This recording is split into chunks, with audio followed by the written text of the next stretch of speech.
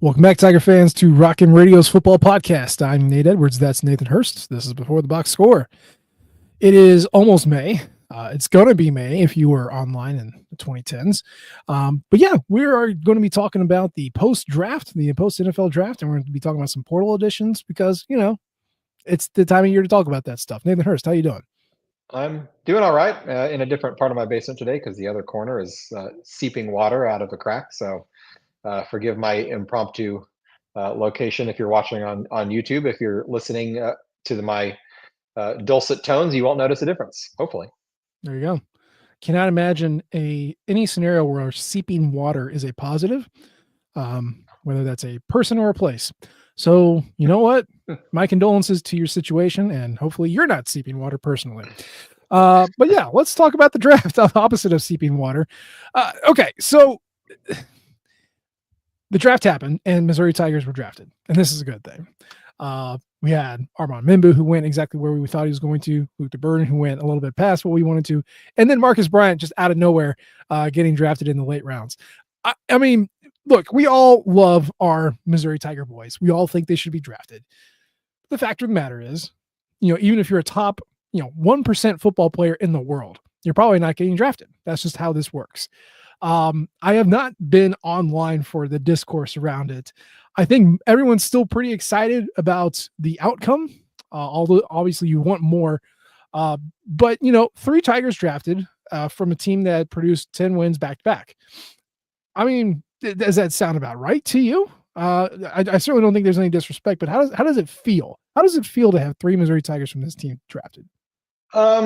Good. If you had told me the start of the year, before the year started, the 2024 season started, that only 3 players were going to be drafted, I would say that felt disappointing. I would have thought that there had been at least one, if not two more, on the team that would have played well enough to get drafted. Having seen the season and seen how everyone played, I think 3 is probably about right.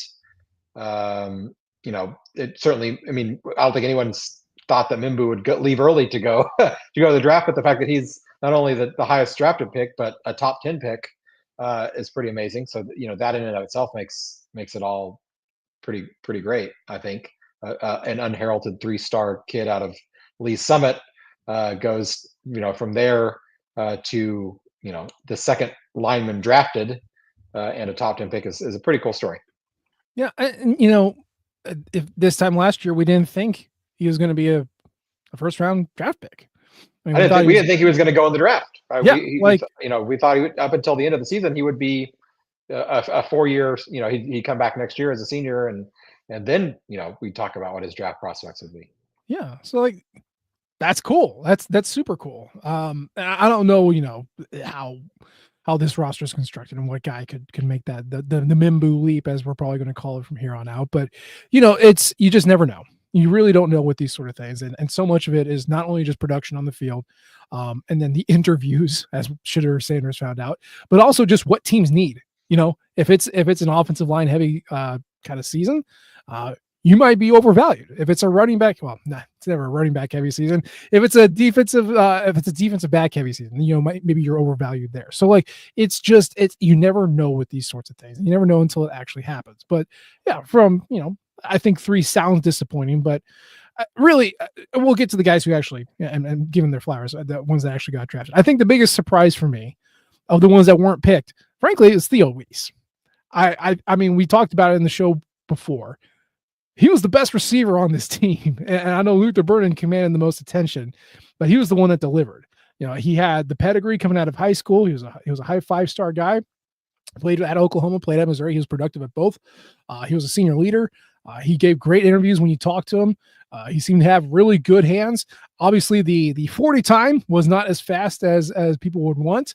But even then, looking at a possession receiver, that's not, I mean, there's always going to be a premium on speed, but it's just, I don't know. I'm not a GM and I'm not drafting someone from the NFL, but I was just surprised. I was surprised about Theo Weiss. What was your big surprise on the leave out side?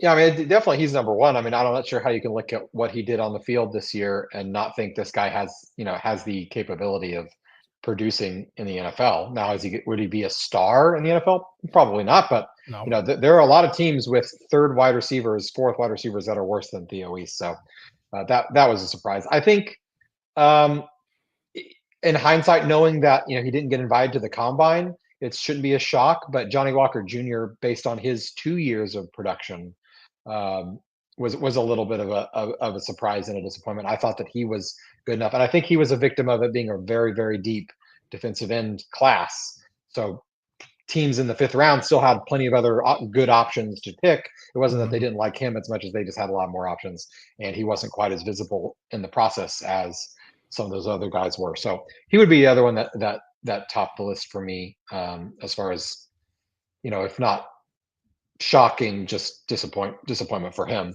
for sure. Yeah. Yeah. So, it's let's talk about the guys who actually got drafted. I do wish best of luck to, Brady Cook, and Johnny Walker, and of course Theo Weiss. Go be great. Go be great. That's what we're looking for. But let's talk about Armand Membu. So, 3-star kid, local kid, west side of the state. Comes in, coaches have to get him on the field as a freshman. They find a way to do it. They make him a 6th lineman / tight end. Then he starts sophomore year. He starts junior year, dominates basically the entire time. He gets drafted in the first round. Now, first round has context to it. Hey, we need you to perform. Now you're not at a quarterback level, but first round picks, a lot of times it's like, how do we make it work for this guy? You're given a lot more leash when you're a first round pick. He is stepping into a position where he's playing for the New York Jets, which even as a non-NFL guy, I know the New York Jets are kind of a joke. And so he is going to be a first-year guy. He looks like he's playing right tackle. The question was whether he was going to flip to the left side, but it looks like the Jets have a left tackle that they're going to be working with, so he's going to stay on the right-hand side. I mean, look, expectations are fairly low for offensive linemen. Don't have your name called a lot. Make sure you don't give up a lot of sacks. You don't get looked at unless you screw up. I kind of feel like he's in a really good position here, just given the way that he performs, the fact that he's going to be right tackle for a right-handed quarterback. He's not going to be that franchise tackle. Like, he's in a position where I feel like he could do really well and kind of fly under the radar and get to that second contract rather comfortably. What was your assessment of his position and where he ended up? I mean, short of, as you said, going to a program, a franchise that has been a perennial loser, it's about as good a fit for him personally, I think, as it can be. There's a hole in the right side of the line. They don't have a right tackle, at least a starting right tackle right now. So short of him, God forbid, getting injured in minicamp or in August training camp, he's going to be the starter on the right side. That's his spot to lose for sure. So he steps in, obvious playing time right at the beginning. Right tackle, a position he is the most comfortable in. He's not going to be asked to switch sides, which is a lot more difficult than I think a lot of people might think. Just saying, "Oh, just do the same thing on the other side." It's not that simple. So he gets to play where he's comfortable, where he's been really good, and as a right tackle, you're way less dependent on the rest of the team being competent to do your job well, if that makes sense. Mm-hmm. So a quarterback, you got to have a good offensive line if the quarterback's going to play well. He's got to have receivers that are going to catch the ball when he throws it to him, that are running the right routes. He's very dependent on everyone else to play well. Running backs need the offensive line to block well. Receivers need the quarterback to get him the ball. Offensive lineman, as long as you know your assignment, this is the guy I'm supposed to block, and I keep him from going where he wants to go, whether it's a run or rushing the quarterback.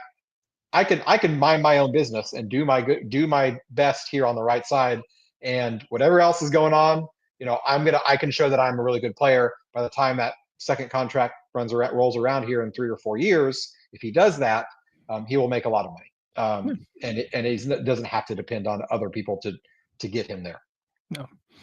So then we go to Luther Burden, second round, still a top 40 pick in the NFL draft. You could say what you want about Matthew Golden from Texas, who got picked before him. That's fine. I'm sure Luther Burden is properly motivated now, but he goes to the Bears. And while I looked past the Jets' woefulness and the placement of Armand Membu, you can't help but think, an offensive player went to the Bears, who sacrificed 40 years of offensive competency to win a Super Bowl and have not gotten rid of that curse. I mean, Caleb Williams, a tremendous quarterback for USC, went to Chicago and not great. Now, obviously, They overhauled their coaching staff. They brought in the Lions offensive coordinator, I want to say, which, God, if you want a creative offense and you want it to work, said in Chicago, like it's not your last chance, but it's probably your best one in a while. So you've got Caleb Williams throwing the ball to Roman Duze, who's a tremendous wide receiver, and now Luther Burden, which makes it's almost like it's like a college football, first team All American offense over here, which is kind of what happens when you stink as a team. But whatever. You like the pieces, and then you see the logo on the helmet, and you go, well, there's no way this works. But otherwise, Luther's not going to have to be looked at as the guy. He's got seasoned guys that he's playing with. Do we like this? Is this actually good for him? I think it could be. He hasn't yet, and I think one of the reasons he might have dropped a little further than we thought he should is a perception that he might be kind of a scheme guy, meaning he needs to be schemed open to get the ball, not the best route runner, not doesn't have the full route tree under his belt. Well, the Chicago's brand new head coach is a wonderkind offensive guru who has won lots of games and scored lots of points with the Detroit Lions as their offensive coordinator. He steps in, and that he wanted to get Luther Burden because he looked at his skill set, and said, "I can get that guy the ball, and all you got to do is get him the ball, and once he has the ball, then he can take it from there, and good things will happen." So he's got a play caller that knows how to get guys the ball in space, and that is what he does best. So I think in terms of the scheme he's going to be playing in, the best fit he could probably be, short of perhaps San Francisco, the best play caller that he could play for in this case. He's going to step in as probably at best the third receiver, if not the fourth on that team. DJ Moore is also on that team as well, and he's seasoned, but probably on the downside of his peak production. He's just getting a little older. So he'll have a year where he's not going to be a rookie year where he's not going to be relied upon to be the top one or even two receiver on the team, get into the system, and then by year 2, year 3, he'll be able to really ratchet it up. So, take away the fact that Chicago, as you said, can't ever have a good offense. This might be a new Bears franchise. I think they've turned over another leaf. Now, their head coach Ben Johnson has not coached a game in his life in terms of being a head coach, so we don't yet really know what that's going to look like. But if he can do it at all what he did in his previous stop, I think it's going to work out well. No. And then you get Marcus Bryant, the 1-year loaner left tackle for Missouri, who spent most of his time at SMU, jumps up a level, plays for the Tigers for 1 year, does fine, pretty good pass protector. And I mean, you didn't really hear a thing about him either in, he didn't go to the combine, and like for the pro day, you didn't really hear a whole lot, and there really wasn't a whole lot of buzz around him. Now, he was a 7th round pick. Let's be honest, you don't really hear a lot of buzz about 7th round picks, but you never really heard his name bandied around for anything. And yet, there he is. Last few rounds, New England Patriots go, that's our guy. And that's cool. I mean, it's always, it's not always better to be drafted than be an undrafted free agent, because at least in that case, you get to pick the team that you go to, so you get to pick the best situation for yourself. But hey, Marcus Bryant can say, I was one of the top 260 players in my season. He made the jump to Mizzou for this reason. He wanted to work with Missouri and their offensive line coach so he could get into the NFL. And buddy, you just did it. Which that story is cool as hell. So I'm really excited for him. I mean, the Patriots have just been this black hole of suck since Bill Belichick. Really, the last couple of years of Bill Belichick, and certainly last year was not great. But what's his situation? I mean, 7th round picks, there's no pressure on them, but like they don't carry a ton of linemen. So is he going to make this team? What are his chances? If he shows out, he will. The Patriots have a horrible offensive line, or at least they did coming into the season. Now, they did spend their number 1 draft pick, the 4th overall pick, on a left tackle, Will Campbell, the one lineman that went ahead of MIzzou in the draft. So they obviously have all their eggs in that basket in terms of being the starting left tackle. But he could easily make the team as a backup tackle, a guy who could potentially play on both sides, just be a depth piece for now. And all it takes is one bad turned ankle or someone roll up on you, and all of a sudden you're on the field. So yeah, they have no other good players on their offensive line besides the ones that they just the Will Campbell they just drafted, and then they signed about two other guys who are free agent NFL players that are legitimate. Other than that, you know, they don't. So I don't necessarily see him bumping to guard to play on the field faster, but you could be, a team will carry 8 or 9 linemen, and New England's probably got 4 or 5 that are NFL caliber. So he's got a shot. I think he benefited from the fact that every team was watching Mizzou tape for M'Bu and for Burden, and watching the play after play after play, looking at both of these guys, and they might just notice, hey, the other side's looking okay too. Not necessarily a rock star over there. We're not gonna throw a second, third round pick at him, but he's holding his own. He did have good measurables in the pro day. He ran a sub 540 himself, which everyone made a big deal out of M'Bu's 491, and rightfully so. But Bryant wasn't much slower than that. So I think that those numbers, plus the fact that he showed well enough on film, the Patriots were desperate. So they, a 7th round pick. And as you said, he doesn't have any pressure on him to come in and have to win a starting spot. He can just show up, he's a team guy and can follow directions and can absorb information. And, that's a great way to find yourself on a roster. Yeah. And then, of course, Missouri had some guys who went undrafted and signed free agent contracts as undrafted free agents. First and foremost, at the top of your mind is going to be Brady Cook. He signed with the Jets, so he'll get to hang out with Armand M'Bu at least for a little bit. Johnny Walker, who we both agree should have been drafted but didn't, he is with the Broncos for their camp. Nate Noel, the loner running back from Appalachian State, is in Miami, and then same as Theo Weiss. Theo Weiss is also with the Miami Dolphins too. So a little Missouri love there. In addition, Corey Flagg, I think he was invited to 2, the Detroit Lions and the Kansas City Chiefs. And then Christian Williams, the defensive tackle, the unheralded defensive tackle, who I feel like is one of the glue guys that kept that line together. He actually ends up also with Denver, signing a free agent deal with them. So those are guys who are, got to pick their spot to a certain extent. Just think about, let's just take a shot in the dark. Which one of you think is going to stick around the longest? Who do you think's got a realistic chance of making a roster? That's tough. I think Theo, just because we both think he probably should have been drafted in the first place. And Miami, just looking at their situation, Tyreek Hill is enigmatic figure and may or may not be on their roster by the time the season starts. So they may be looking for at least to replace at least one wide receiver there. Now, he's not necessarily the plays the position of Tyreek Hill, but they may have some openings there. Beyond that, Johnny Walker Jr. It's tough to be in that situation where a team really hasn't invested anything in you in the up front in terms of draft capital. So it's hard to win a spot as a free agent just because you have to really blow them away, and maybe he will. I hope he does. It's tough taking that road. So he would be my second one. Now, that said, Miami loves their small, really fast running backs, and maybe Nate Noel, who is a small, really fast running back, maybe he can just, tickle that fancy of Mike McDonald just a little bit, and get a third running back spot if they want to go on the cheap, and hey, he can play a role that they need. That's not outside the realm of possibility. I do think Theo Weiss is probably the most likely, but I'm also rooting for Nate Noel.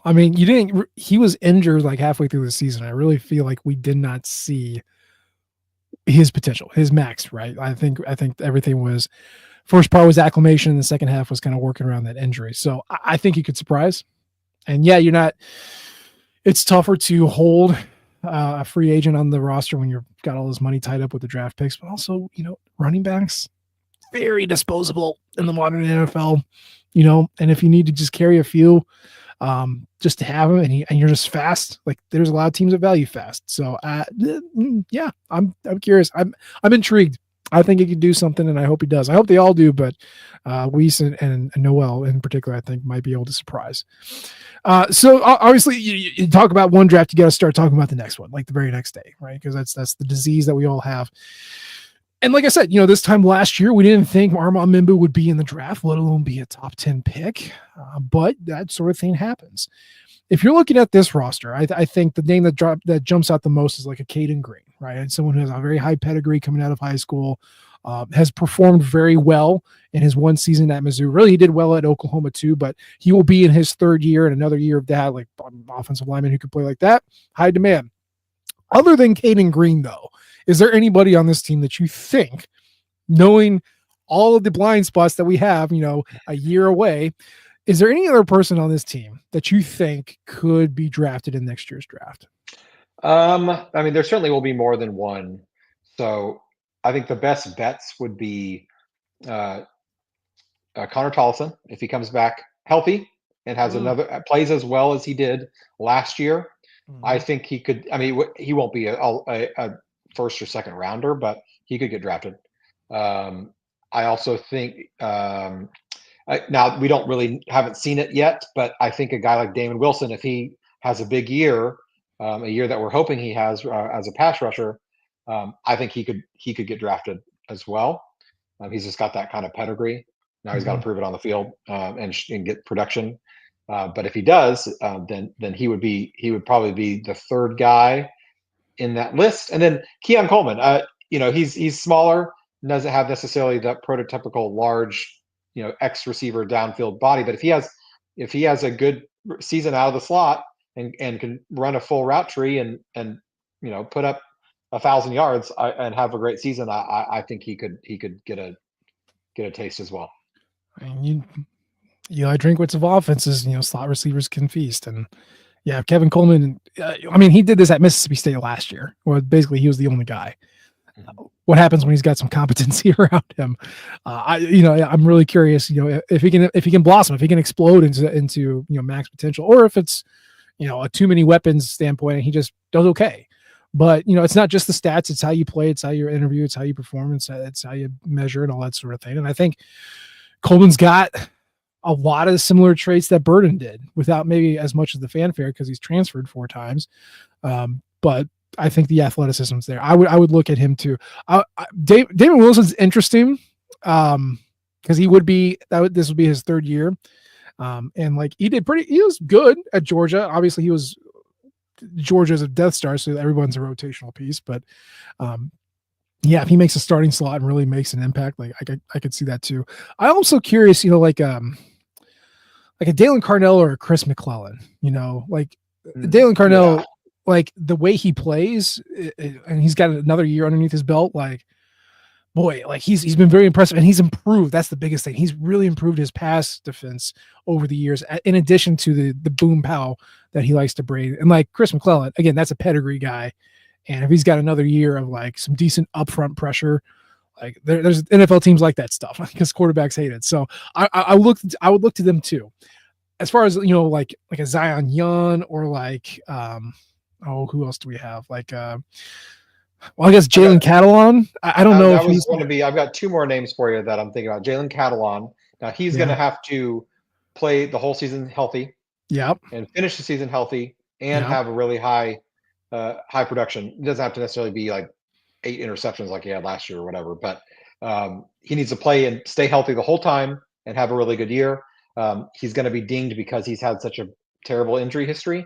But if he shows he can play another full healthy year and have a really good year, that's 2 years in a row of being really good. And I don't see why a team wouldn't throw a 4th, 5th, 6th round draft pick at him. And then the other one would be Josiah Trotter. He will be draft eligible. He might be a 1 year early there. He may want to play 2 years to really get him to where he wants. But he's got a father who played in the NFL, a brother who currently plays in the NFL. His name is known. The Trotter name, as far as linebackers go, is well known in the NFL. So I could see him. If he plays well, he's got to come in and play well. He could be on there too. And I should have thought of Dalen Carnell. You're totally right. If Jalen Carlisle can get drafted in the 5th round, I don't think there's any question that Dalen Carnell can get drafted in the 5th round. No, I agree. And like, I need to see something from Toriano Pride before I even start putting him in draft territory. I do think Drayden Norwood might have a chance. Now, he's only shown it for 1 year, but he's got very similar numbers to Ennis Rakestraw. If he can do that again, who knows? Who knows? But those are more fringy type of guys who need to show it again. But yeah, we'll see. I mean, what was it? It was 1941 and no 1943 and 1981, I think is what it was, where Missouri had 7 players drafted. I don't know if we're going to get anywhere close to that, but you got some names that you can watch, some guys who have been around for a while who are getting to that last season or draft eligible season. And yeah, if you keep importing Georgia players, like you're just going to bump up those draft numbers. So yeah, really curious to see what happens there, but we're a year away, so we don't need to sweat it too much. So let's talk about this upcoming team. We're in the spring, it's portal season, so we've got some more portal additions. We want to go over the 3 that we've got so far. Keep in mind that it's April 30th, so like portal's closed, but you can still pull guys out. They can still commit anytime between now and when the season starts. So there's no more entrants, but we might get some additions, and Missouri is still hosting some guys as we speak. So if you're in the future and you know this is different, congratulations. We don't know. But let's talk about the 3 that we have so far. The first one, man, if you're going to get a tight end, you might as well get that tight end from Iowa because they've got that position figured out. And that's exactly what Missouri did. Gavin Hoffman. Now, if you're not familiar with the name, that's fine. He is a local product. He is also from the left side of the state. He is from Blue Valley Northwest in Leawood, Kansas. But he went to Iowa his freshman year, redshirted, didn't play. But he is a 247 composite 4-star. And if Iowa likes you as a tight end, you're probably pretty damn good. So now he's here, and he's going to hang out with Brett Norfleet and Jordan Harris. This is awesome. I don't know what he's going to do, but this is awesome. What are your thoughts? No, it's great. If I find out 2 things, it's that A, Iowa has really good tight ends, and B, Mizzou's good tight ends all come from Kansas City. So it's he checks both those boxes. So he's got to be a stud. I mean, you go down the list of Mizzou tight ends. If they're from Kansas City, there's a chance that they're pretty dang good. This year, I think I'll definitely see the field, especially because last year Jordan Harris saw a lot of pass targets that I don't think he's going to now see, because on passing downs and a part of that is because Norfleet was hurt for a good portion of the year. But now they can focus Jordan Harris on the one thing he does well, which is he's a very good run blocker. And so they could be a little more creative with where they put him and how they use him as a blocker. And then they'll have 2, if not really 3, because we're forgetting the Colorado State transfer at James Brown as well, who has production in the passing game as well. So that's 3 really good pass catching tight ends. The real question is, are they going to actually throw them the ball? We'll see. That remains to be seen. But they have they're now at a they have a wealth at that position. And that, talking out loud, that's another guy who has, if he has a big year, Brett Norfleet could see his name get called. Now he's got to stay healthy, and he's got to have a good year, but he's got the athleticism, he's got the size that if he produces, then see his name as well. But very exciting. He'll have 4 years of eligibility coming in. So if Norfleet does hear his name called next April, then he can step right in as tight end 1, because him and James Brown are both. Norfleet does have 2 years of eligibility left. Colorado State transfer does not. I think Jordan Harris has 2 more years as well. So a lot of eligibility in that room as well. Yeah, this is going to be Vince Brown's last year, no matter what. But also keep in mind, Jude James had his name called a lot in the spring game. And where is he from? St. Charles, Missouri, which is not Kansas City, so he's not eligible. I don't know if he doesn't. I don't know if he checks that box or not. We're gonna have to move him to defensive end. But also, he's like the one guy who's under 6'4" and the one guy who's lighter than 230 pounds. So like he's kind of a tight end in name only. But yeah, we'll see. We'll see. Yeah, I mean, Gavin Hoffman is 6'5", 237 as a freshman. Okay, just as a reference point, Brett Norfleet was 6'7", 235 as a freshman. So like he's right on track. Yeah, he did really well in high school. He was a very good pass catching tight end. I don't know how much they need him, but also maybe they don't need him a ton, and he just kind of sees the field and spot starts and rotational pieces in case Brett Northfleet gets injured. So yeah, I'm good with that. But yeah, very excited for him. It's nice to see local guys stay local, even if he's on the stinky side of the line. He's a Missouri Tiger now, so he's ours, so we're good. And then after we got Gavin Hoffman, Missouri brought in a FCS call up in Xavier Lloyd. So Xavier is an interesting guy. Local kid, another local kid. He is from Blue Springs. Went to Blue Springs High School. He went to Kansas State as a walk-on in 2021, and started. He saw action in 10 games, 8 in his last year, and then he dropped down to Illinois State and basically just did the Theo Weiss at Illinois State. He ended up with 106 targets, 66 catches, 912 yards, and 6 touchdowns. He is 6'2". He is 195. That is a couple donuts off of what we just lost with Theo Weiss.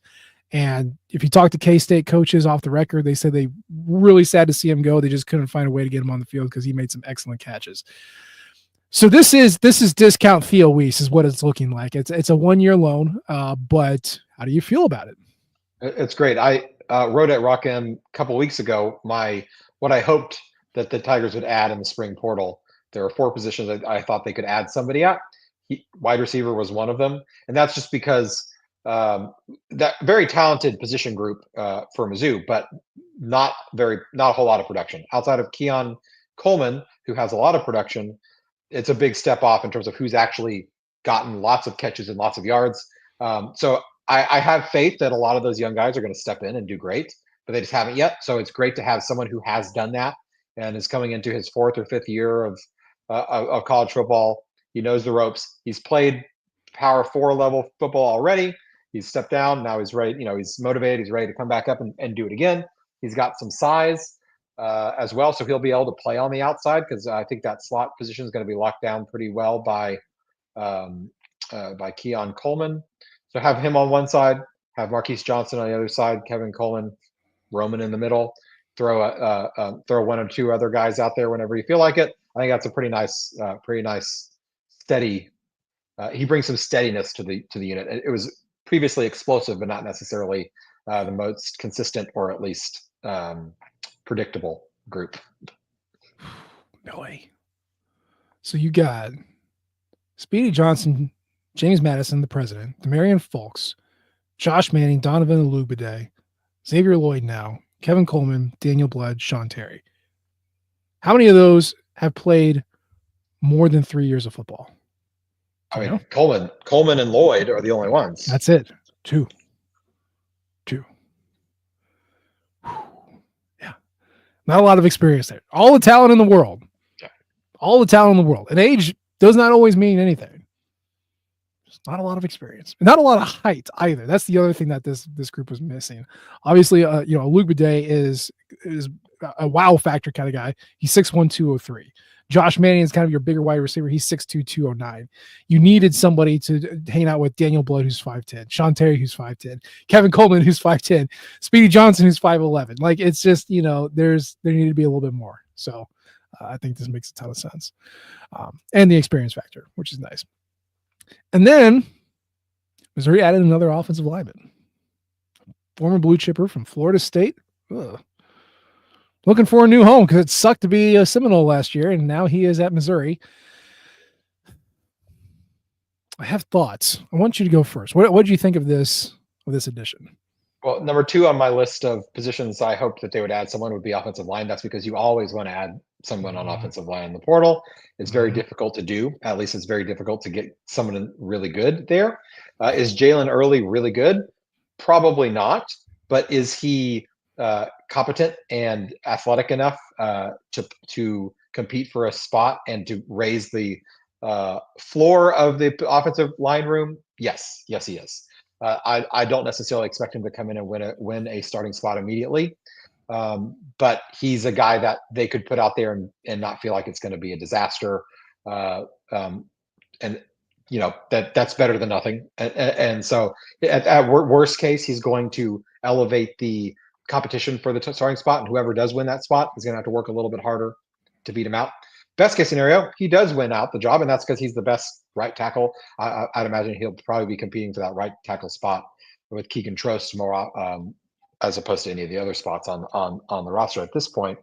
And if he wins that job, then that means he was better than the other guys, and that's great too. So it's absolutely a win-win to bring a guy like this in.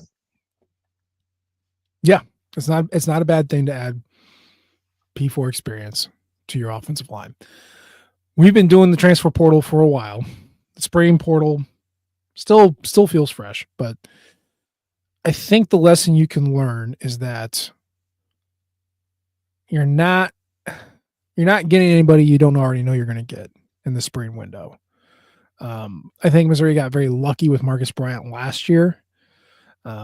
You're really not adding anybody that you don't think you're going to get, and you're not getting a lot of impact guys. The impact guys tend to leave in winter, and then you kind of figure out your depth chart stacking in the spring, and that's when you go. And so that's when a lot of bottom of the chart guys leave. So very excited for Jalen Early. I'm glad he's here. He did not have the best performance last year. Now, that's true for all of Florida State, right? Raise your hand if you were good at Florida State. Put your hand down. It's not true. He was a utility offensive lineman. Nothing wrong with that. Nothing wrong with that. Florida State has not had very good offensive lines. They've had maybe one good one in 6 years. And so he wasn't able to crack that. He did see 312 snaps, 14 at the left tackle spot, 123 at right guard, and then 175 at right tackle. It wasn't a good year for him. And again, it was true for everybody, but he had a 4.9% pressure rate. That's not good. He had a 3.2% blown block rate when running the ball. Also not good. And he only had one penalty called on him, which is nice. But his total of 96.6% blocking accuracy is bad. It's bad. Like if you're missing blocks at a 5% clip, you're not very good. That's what I see. Now, he's coming to a very good offensive line coach. He's coming to a better situation. He's going to be playing around better guys. He's also not going to be looked to answer the question, whatever that question is. It is just another option. It's another option. He's a little bit lighter than most of the guys on the line, so we could use some time in the gun club, some SEC beef thrown on there. I think he could be great. We haven't seen it yet. So yeah, if you want to think he's going to battle it out with Trost on the right side, I hope so. That'd be great. I really hope so. I always say, like, you don't transfer to sit. This is one of the rarest instances where I think you kind of do. Or maybe not sit, but like just be a sixth guy. Because Mizzou lost both of their six guys in Mitchell Walters and Drake Heismeyer. So they don't really have that option. And you lost three, so you kind of need to bring in four to fill out your depth chart in a comfortable way. And so they did that. So I would not expect Early to start. If he's good enough to do it, let's do it. But like, he's not an answer kind of guy. And I hope that's not me being mean, but that's not it right now. Not yet, but he has 2 years of eligibility. So he can spend this year learning under a very good offensive line coach. And maybe not, and if he doesn't see the field this year, next year, maybe he will have seen an Armand Mimbu like improvement. Now, maybe I don't know if he's going to be a top 10 pick, but other guys have improved under Brandon Jones. There's no reason that he couldn't do that same thing. Yeah. So what's left? I mean, we talked about Missouri still hosting guys. I think a defensive lineman's on campus or has been. You talked about your piece on what we need to add, and it seems they've checked off a couple boxes. What else left? What else would you like to see? What else do we need? I mean, number one is defensive lineman, and that was the case back in the winter portal as well. And they really didn't even bring anybody in, for visits, as far as I'm aware, in the winter. They did bring in one defensive lineman from Ohio this past week. Haven't heard anything about that, how that went. I think they really need one more guy to add depth, because right now you got McClellan, you got Sterling Webb. Feel pretty good about those guys. Marquise Gracial, not really sure. Jalen Marshall, not really sure. Sam Williams, not really sure. They just moved Elias Williams to defensive tackle now. We'll see. That he has some. He has. We haven't really seen him on the field, so we're not really sure. But you're looking at 2.5 guys that you can really count on, and I'm calling it like a quarter of Gracial and a quarter of Jalen Marshall, and we'll go from there. So you need at least 3. I mean, ideally, you want 4 guys that are, if not really good, at least you can count on, and we just don't know that we have that right now. So I would love at least one more piece there, and maybe I'm wrong, and maybe Marquise is going to have a huge leap finally in year 4, or maybe Jalen Marshall in year 3 is going to have a big leap, or Sam Williams. Maybe they will. That is certainly possible, but from at this point, that looks less likely than it does likely. So hopefully they can find someone that they feel good about that can plug a hole, take just 15 snaps a game to give a breather to McClellan, to give a breather to Webb. Yeah, that would be huge. I mean, this defense is returning the 5th most production in the country, and you're one interior lineman away from really letting the expectations for this defense go through the roof. Defensive end stocked, maybe one of the most talented edge groups that we've ever had. Linebacker, my God, you added Trotter, you got Rodriguez, you bring back Newsom, you pushed out the guy who was pretty good, who you brought in. Like, holy cow! Like, that speaks volumes. Safety, Burks is a year older. You still have Carnell. You brought in Jalen Catalon of all people.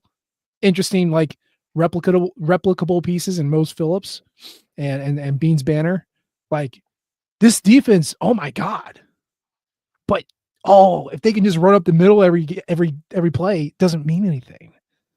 You need one more. And that I really hope that's Gracial making the leap, right? Just being dependable, or say Marshall or Williams or any of the Williamses. Like, just do it. But if you can't, and we can't bank on that, just give me one guy, one experienced piece that is going to be slotted in and challenge those guys to rise to the occasion.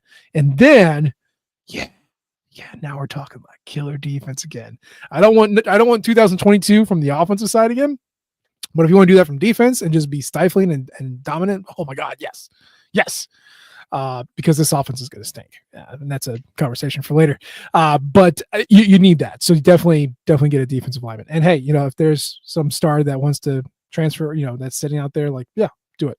But I think realistically, it's going to be interior defensive lineman, and then let your expectations run wild. So, okay. Any other things, or just DT? Is that all we need? That's 1, 2, and 3. I would not hate another linebacker, just as a depth. I'm not necessarily expecting him to start. Greedy. What about punter? Can we get a punter, please, who's actually punted in the last year? Sure, that would be great. Cornerback, wouldn't hate to see another cornerback in there.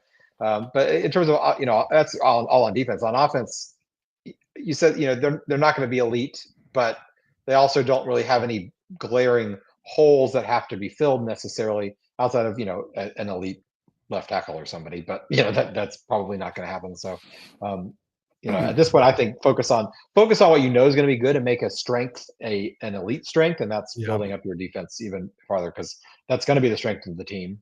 When we were listing off potential draft picks, 9 of the 11 were on the defense, which is great. That usually is not the case for Mizzou teams. So just dump all your resources into making that just a nightmare to deal with, and then hope we can win every game 10-7. Yeah, we want to make sure that Gavin Hoffman feels at home, right? We don't want to scare him. The more we can replicate Iowa, the safer he's going to feel, the better he's going to play. And he's bringing Iowa to us. We're not bringing. Oh, there you go. That's right. It's an import. Yes. And given the fact that Bo Pribula spent all of last year throwing to a talented tight end, that just means that we need Gavin Hoffman to be ready to play. So this is it's like introducing 2 Tigers who have not known each other, just very, very, very slowly, comfortably. It's going to be okay. So that's what we're going to be looking for. But that's going to be the show for today. As always, We appreciate the downloads and the subscriptions. Leave a comment or rate us. We love all types of feedback from you all. You can follow us on Twitter at Matt and H. Edwards. He's at Burst of Hurst. Of course, you can follow the Rockin' Flagship at Rockin' Nation and our podcasting outlet at Rockin' Radio. We appreciate you tuning in this time. We'll try to do better next time. And until then, MIzzou. ZOU.